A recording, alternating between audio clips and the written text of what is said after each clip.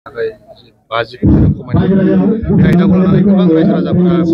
बायदि बायदि बाथ्रा सावरायबाय थानाय नुदों। बे खोथाया स्पष्ट जे थांनाय बिटिसि माने 6 शिड्यूल क्रिएशननि उनाव 2003 नि उनाव भारताव जि सरकार फैयामोन कांग्रेसनि बा एनडीए नि यूपीए नि मालाबा जोंनो 50 कोटी मालाबा 100 करोड़ होदों मालाबा होआखै दा बेयो माने फिक्स नङा बेयो जोबोद फ्लेक्सिबल आरो बेखौ ग्रान्युलेट हिसाबै भारत सरकारा होयो बिनि गुबै जाहोना जाहैबाय जे फाइनेंस कमिशना सेंट्रेलाव थायो स्टेटआव थायो आरो बे फाइनेंस कमिशननि आधाराव सेंटर स्टेट जिखिनि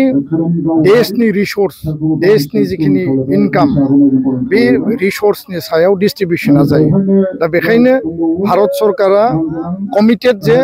भारतनि सिङाव जिखिनि राज्योफोर दङ जिखिनि यूनियन टेरिटरि दङ स्टेट दङ बेयाव बिसोर फैसा हरनांगौ किन्तु बे बाउंड नङा मेन्डेटरि नङा जे 6 शिड्यूलाव बिथांमोना फैसा हरनांगौ कारण बे प्रोविजना संविधानाव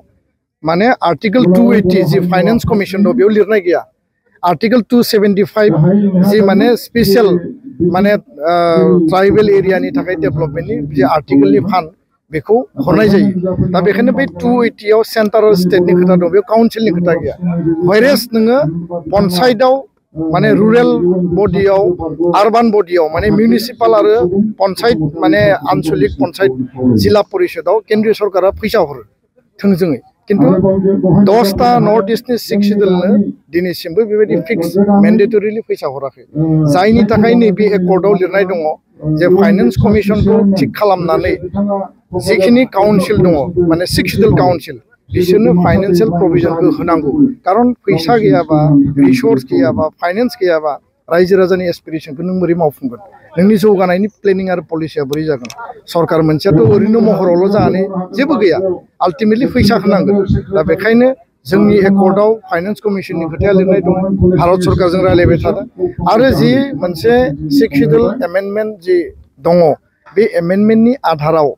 जि एमेन्डमेन्टआ नैबे बाजेट सेसनाव फैनो थाखाय बा बेखौ लाबोनो थाखाय जोङो नाजाबाय थादों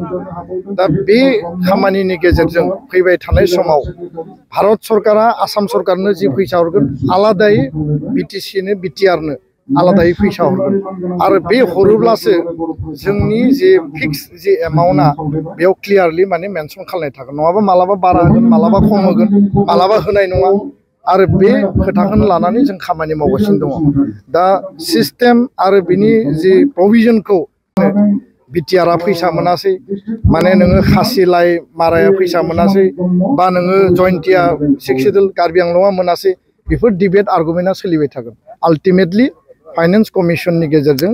बिटिआर काउन्सिला लार्जेस्ट जि पपुलेशन थानाय काउन्सिल हिसाबै जिखिनि जोङो आरमार्क इयारलि एनुवेल जि बाजेटआव थानांगौ बियो फाइनेंस कमिशनाव मेनसन थायोब्ला बेयाव जोङो दाबिनोबो गोनां गैया बेयाव लबिबो खालामनो गोनां गैया भारत सरकारा जोंनि पपुलेशन पेटार्नखौ नायनानै बिथांमोना फैसा हरगोन खोथाया बेसे गोजोन्थों।